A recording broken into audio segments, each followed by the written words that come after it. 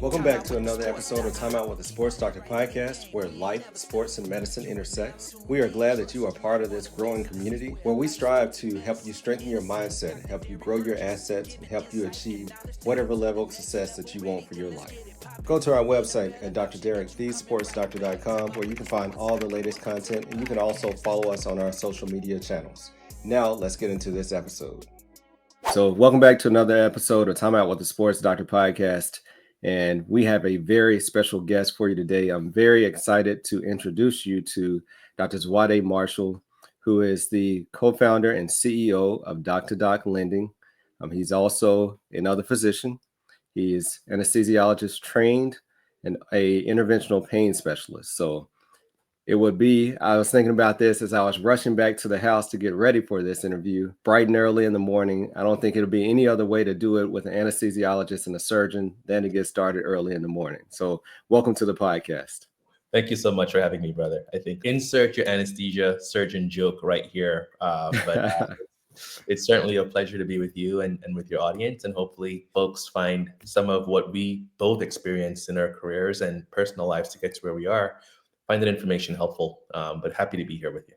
Yeah, absolutely. And I think the journey of getting to where you are, getting to where I am, and us coming together is important to highlight because as two physicians, number one, as two physician entrepreneurs who are going in parallel spaces, but I discovered Dr. Lending back when I started my own entrepreneurial journey with Dr. Peter Kim in 2020, I believe, or 2021. Right. And you were a guest on his platform. And I heard about Dr. Lending. I was like, wow, that's very, enlightening, number one. And it's very forward thinking to be able to come up with something like this. So in 2023, I reached out to you or reached out to your platform about, hey, what can we do to collaborate about what we're doing, and made a couple of emails, but I think the person that I was working with might have left. So it goes silent again until 2025. Fast forward, I'm at the orthopedic conference walking through the exhibit hall and I see Dr. Lending. So I go introduce myself to, I believe it was Rachel Allen that was there. Absolutely. Go introduce myself and I say, hey, I know about Dr. Lending because I've been following what you've been doing for several years. And, I've reached out before. I'm still very interested in working with your company. So I want people to hear that just because things might not work out the first time around, that if you really want it, you stay in pursuit, or you never know when things are going to come full circle. So I think that's one of those small life lessons, especially with entrepreneurship. Sometimes in medicine, we want everything to be perfect right away. But in entrepreneurship, you have to have imperfect action to grow and to continue to learn. So I thought that story was pretty important. So I love it. And I also hear a couple of different themes as well, beyond the kind of resilience and the perseverance to ensure that a partnership happened. And I'm grateful that you did go by the booth and talk to our head of customer engagement, Rachel Allen. But I'm also hearing, like the fact that you and I both consume information at webinars and conferences and podcasts that are inspiring to our journey. And that conference by Peter Kim was the Leverage and Growth Summit. Yes. That's held in the spring every year virtually. And he's got one in person as well in the fall. And being a speaker there allowed me to meet other speakers and just kind of listen to the audience questions and the wisdom that we get from our collectively shared experiences as clinicians, but also as folks that are looking to make a mark beyond medicine. The other thing I heard there is the trials of a startup managing a growth team on our side, right? So imagine that we're a new company and we're trying to make sure we can spread the word about what we do through the folks that are influential within our peer group. And this podcast, Time Out with the Sports Doctor, is one that's aspirational for a new company to get on this platform. And what I heard is someone in my team dropped the ball, where if an outreach was done 3 years ago, why is it taking 3 years to get here? And so part of what you should hear if you're listening to this is in an early stage company, or even a mature or mid stage, as you're managing the priorities of team building, of accountability for growth goals, of the people that get you from 0 to 10, may not be the folks that get you from 10 to 50. And so there's this constant assessment of talent, of goals, of priority. and getting to what you know will help the company's growth curve. And one of those things is people in the right places. And so know that we're going to continue to make mistakes as individuals, but as companies as well, and be forgiving of yourself, but be dogged in the pursuit of perfection, so that you can always evolve the level of service that you provide to your customers. Absolutely. So, nuggets there, people that you start with and the people you grow with, like you mentioned, might be totally different. And you have to be willing to accept that. And I know early on, watching my wife's entrepreneur journey as a pediatric dentist, in the beginning, the initial staff, you get the people in place and you feel like, okay, I have a great team. And then you lose somebody that you think is vital. And then you realize, okay, not only was that person vital to what I was doing, okay, but I can bring somebody on who can introduce something else and take me to another level. So many times, especially when you build a good system, at some point you're going to have to replace people or replace different people in the system. But it's more important to build a system so it can survive and not just be so dependent on the role of one person. Absolutely. And I think because of how we train as physicians, we're used to being a part of a team. Right. But in that team, we're also individual contributors, and we're pace setters. So while there's a team around the work that we do, we're very much accustomed to being the centerpiece of the team and leading from the front. In entrepreneurship, we often have to learn a new skill of leading from the back and Yeah. training your leaders to become their own leaders. That way, it kind of insulates you from having to do the nitty gritty doer work and puts you in a position to be a strategic thinker, because you're not burdened by the actual operational execution while also thinking. And so it's a skill that I don't think we learn in medical school. And it's one that I think formal education doesn't really kind of get you there. It's an experiential bit of learning of how to manage people, how to understand, how to motivate and inspire your leaders. When you've got a star, you've got to treat them in ways that feed them. And money is not always the main motivator for folks to show up as their best selves at work. And so understanding your team, what motivates them, what they care about, and how to ensure that that team works collaboratively with others, with all the myriad of dynamics that happen when you put people together to work towards a common goal. It's certainly a learning lesson for me, and one that I've enjoyed learning, but can be extraordinarily frustrating at times. Yeah. And that's what I love about this podcast is that I like to come in with an open mind and just start talking because you never know where the conversation is going, right? So, Sure. it's already been a small masterclass on starting and launching and progressing in business and entrepreneurship.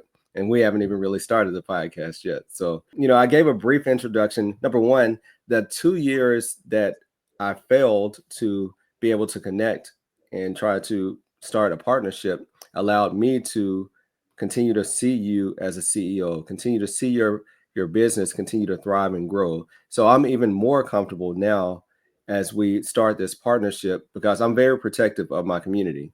And I don't believe in just trying to find a sponsor to help pay bills or to try to just introduce people to new products or whatever without me testing them or without me being comfortable with it in the space. So anytime that I put someone in front of the platform, it's someone that I believe in what they're doing, number one, and have common goals and dreams.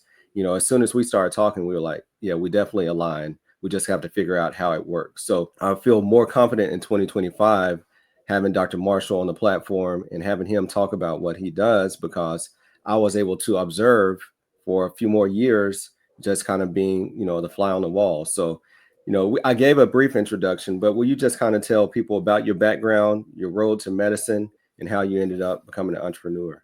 Sure, but I can't let those kind words go without first saying thank you for the remarks. We too appreciate how protective you are of the content, the partnerships, your audience, and the kind of mission to provide kind of transparent and honest educational content is paramount to what we do as well. And so there was a clear synergy, because not only are we a lender for our communities as doc-to-doc lending, but we want to provide financial literacy and education, because so many of us come out of medical school and residency with a lot of student loan debt, a lot of credit card debt, suboptimal FICO scores, and we're penalized in the marketplace because of just the cost of medical education, not because we're financially irresponsible, but we're oftentimes financially ignorant. And so the Absolutely. intersection of your platform and our message, I think, is great. I know that we don't take it lightly, and we're proud of the affiliation and the fact that you've chosen to sit down with us. So background, if you've it's been what 10 minutes now of us on the podcast, you may hear a little bit of an accent on my part. It's a Caribbean accent, what used to be called British Guyana in South America. So we're not technically Caribbean, we're South American, but because we're the only English speaking one, and we're close to Trinidad and Barbados. We were part of the Caribbean community. Was born and raised there. From my dad was an architect, my mom an entrepreneur, and once I became of college age, we immigrated to the U.S. to get me into college. Went to Emory in Atlanta, and I joke that I owe Emory my firstborn child because I've got a college degree, medical degree, MBA from Emory as well. So a lot of debt, and then left Emory to go do my residency in anesthesiology at Harvard at Brigham and Women's Hospital, and then did my fellowship there as well in interventional pain management. I was chief resident while I was there, so had a chance to interact with recruiting the next residency class, and also understand some of the variables that impact how we select in a residency. Some of those lessons have been transferred to underwriting of loans for residents in kind of looking at the metrics for success of how to predict a doctor's success through a residency program into practice. The last thing I'll say is that I was a high school math teacher for a year in between college and medical school.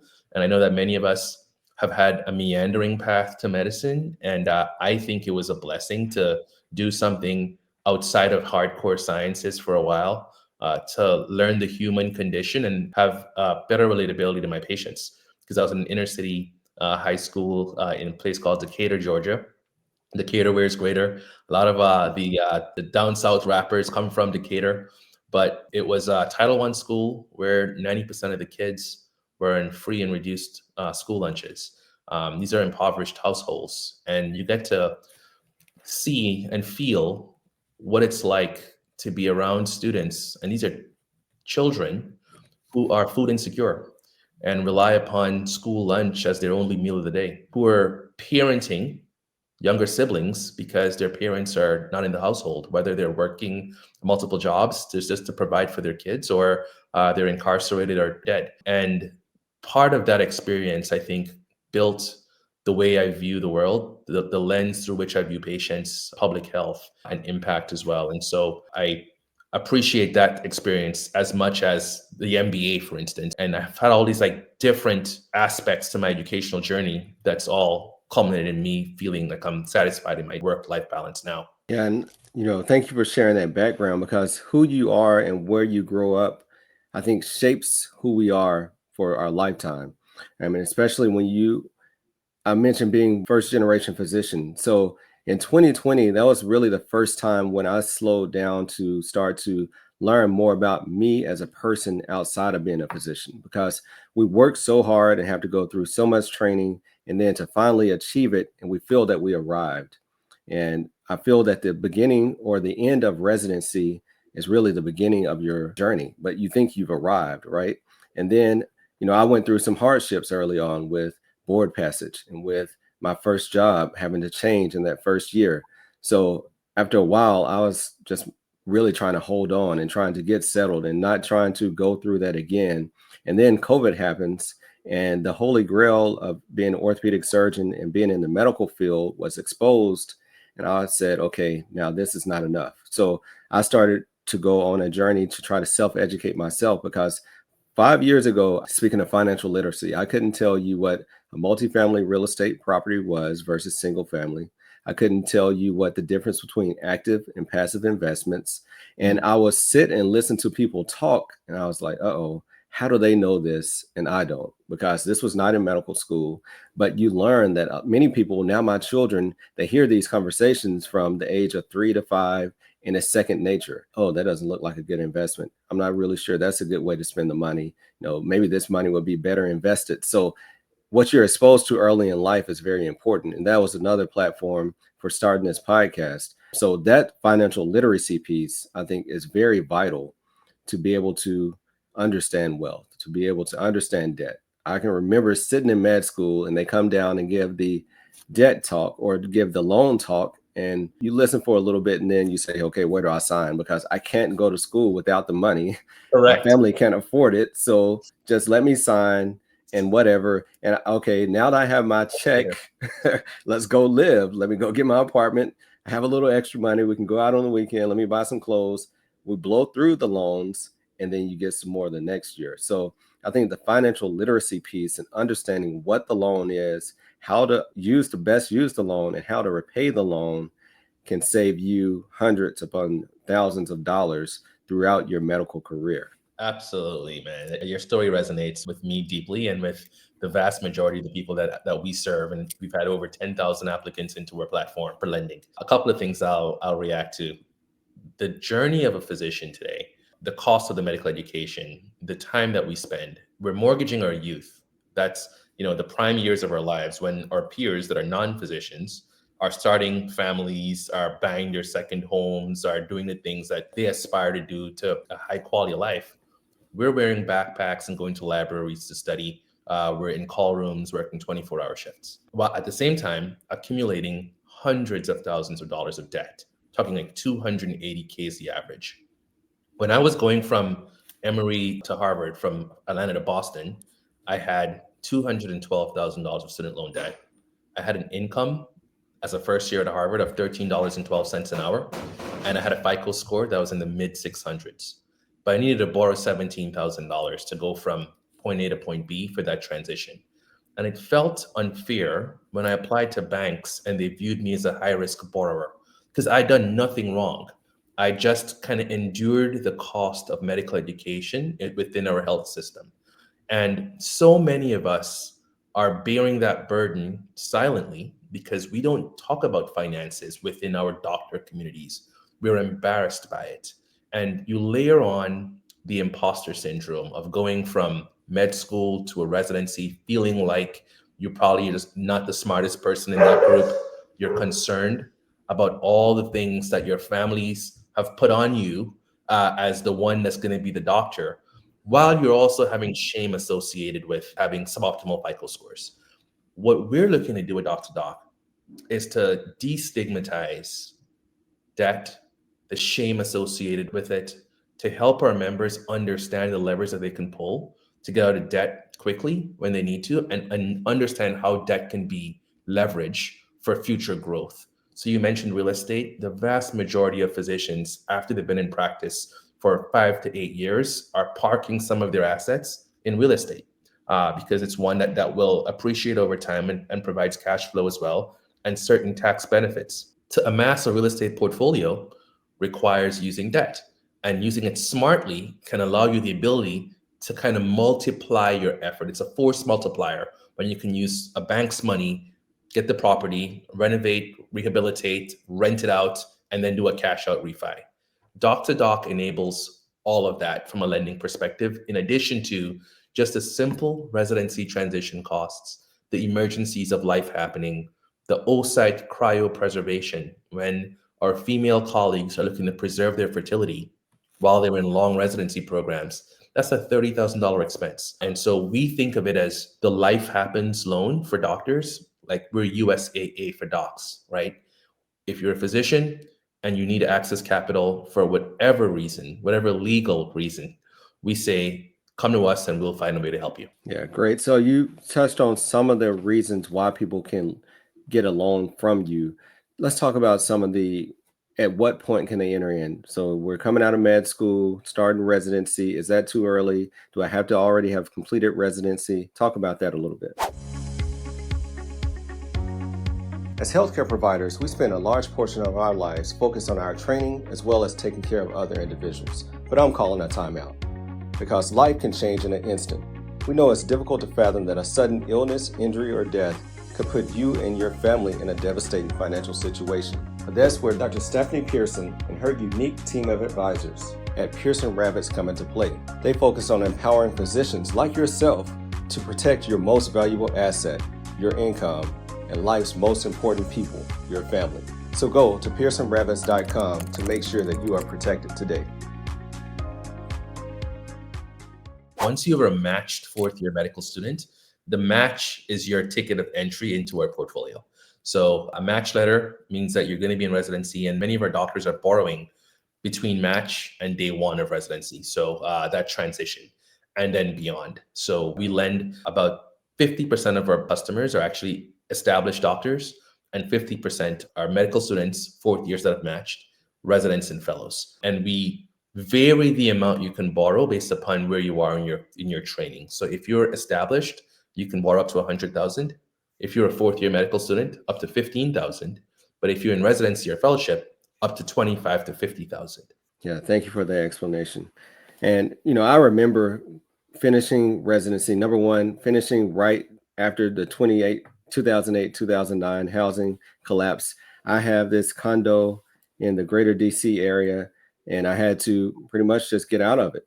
So I'm starting my career and I'm going to banks now. I have a contract in hand, but people are looking at my length of having credit. So the credit score looks decent, but the length of credit is not good. And Right. then I have a red flag on my score. And, pretty much banks were not interested. And I ran into one bank that gave me a chance. And then 2 or 3 years later, everyone wants to drop a card by my desk and just, if you ever want to go out to lunch and have a little talk, then we'll be glad to talk to you about how we can help you with your money. And Yeah. I wasn't interested at that point, right? Because when I needed you, Where were you? it was yeah, you were laughing at me pretty much. But I appreciate the fact that this is doctor founded, doctor driven. You understand doctors, and that's why I think it's so important to have physician entrepreneurs in the space because we understand us way better than anyone else. So being able to have a safe place to land is very important. Absolutely. And, there are a couple of other themes here that you mentioned also. It's remarkable that within our professional lifetime, we have experienced our generation of doctors. We've experienced the once in a lifetime event multiple times now, right? Yeah. So you think of the 2008 housing crisis, like that's Yeah. once in a lifetime that banks will fail to the extent that it did. Then you look at COVID, once in a lifetime that there's this kind of plague, Spanish flu type scourge that impacts the world and impacts healthcare. Many of us, like you, I too use that period of time to be reflective about what I'm doing, how I want to serve, and where I find meaning in the work that I do. And so COVID was a reset for me and a pivot into owning my own practice, my own pain practice, and reprioritizing how I viewed my impact on my life's goals. And then we've had the interest rate crisis of the last 2.5 years, where the Federal Reserve Bank increasing rates that dramatically over that short period of time. Like we've just seen so much economic, social, and health turmoil in the span of the last 15 years. It's meant that we have a resilience and an understanding of what the worst can look like and how to survive through it.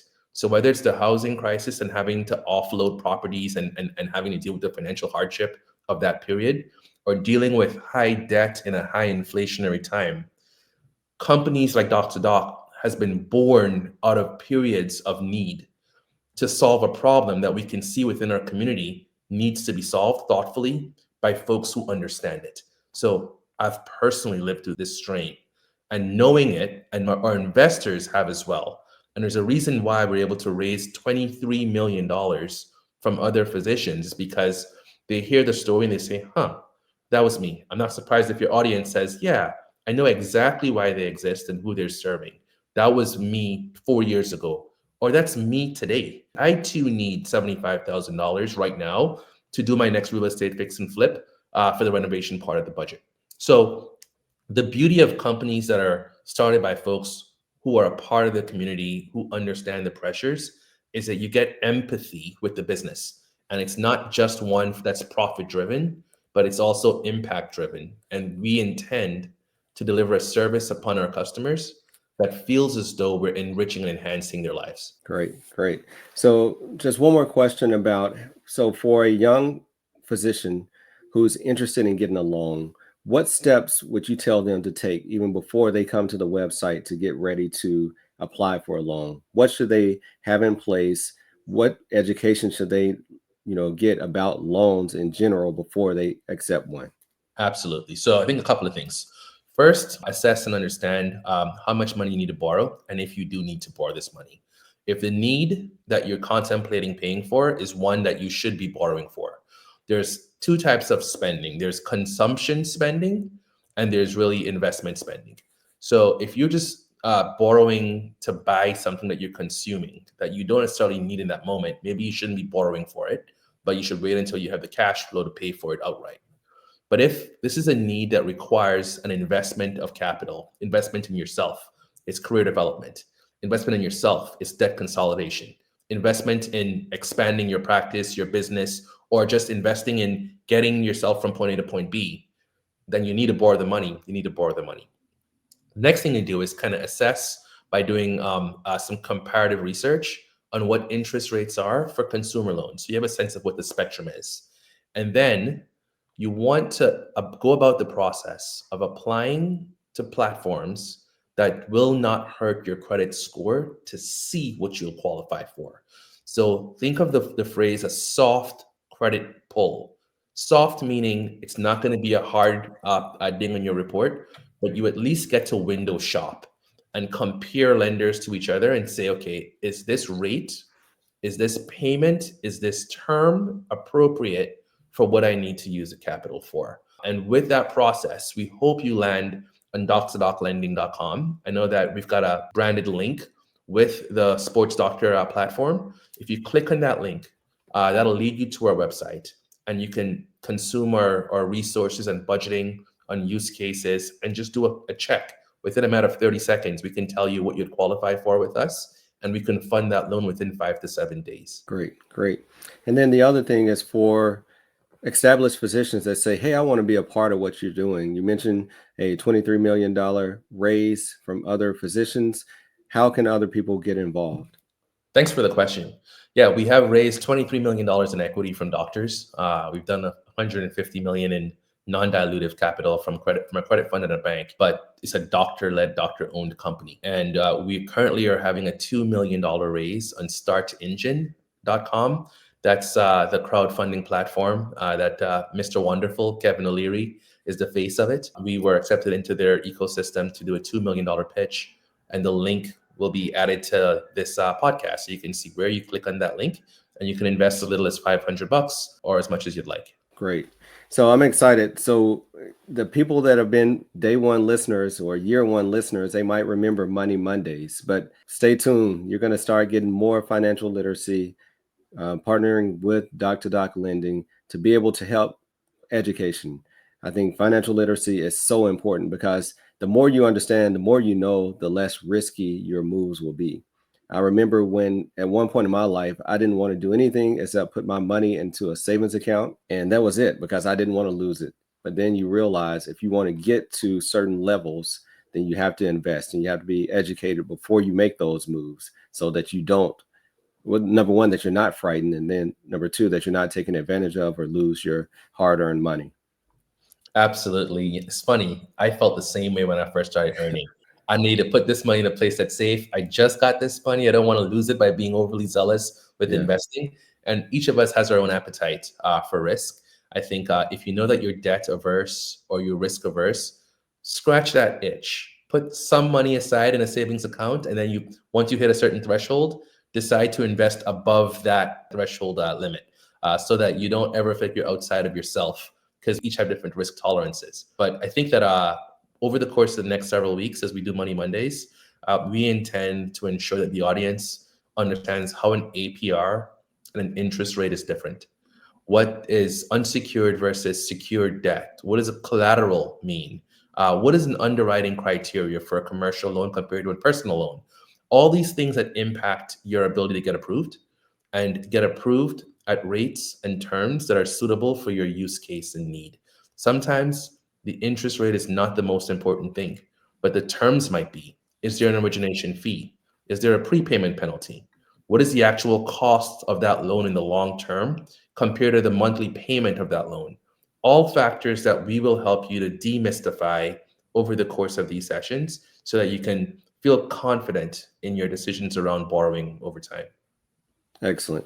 Well, I'm very excited to get started on this journey with you. And on TimeOut with the Sports Doctor, this is your final timeout. So, it's easy for when we sit here I remember listening and you hear people and soon you zone out and say, wow, it's amazing they're doing that, but that's not me. How can I do it? So I like to really highlight, the fact that we had to many times struggle to get where we are. So what would be your advice to a young physician, a young entrepreneur who's sitting with a idea that they have been wanting to get out to the world for a long time, but they're still just paralyzed by fear? What were some of the things you had to overcome to get to where you are now? That's a great question. And there are several times over the course of my professional journey where I've had feelings of doubt or fear of failure. And I think there are a couple of things that should be foundational that should ground you. The first is we've worked incredibly hard over the course of our lives to get to where we got to as physicians. And that journey, that sojourn is marred in adversity. There's board exams, there are organic chemistry tests, there's tap dancing on the wards to impress your seniors and the attendings. There's social intelligence, there's actual intellectual intelligence and test taking rigor, and just a grit of knowing what it's like to be up for 24 plus hours and still make decisions. That journey is an armor that should make you feel unafraid to take risks because you know how to work hard and you know what it's like to have grit to push through things. And there are few things that are as hard as becoming a doctor in our educational system. And so think of that idea, that entrepreneurial venture, as another way to scratch an itch that you might have in terms of what fulfills your life, and just taking the leap and trusting yourself to be able to kind of persevere through whatever the challenges are. I'd say start there. Excellent. Well, thank you again for your time.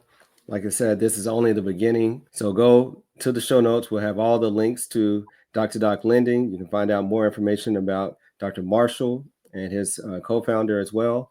And then we're going to, like we mentioned, continue with this journey of education and trying to help empower the next generation. And that's really what it's all about. So thank you for your time and hope you enjoyed this episode. Thank you so much for having me. Absolutely. Thank you for continuing to support this podcast. If you enjoyed this episode, then please leave a 5-star review. And if you haven't done so, subscribe so you continue to get the updated episodes. Until later, peace. Hey, TimeOut with the SportsDr. Keep our head right in the game. We ain't never stopping. You are now tuned in. Trust you don't want to miss. This is where life, sports, and medicine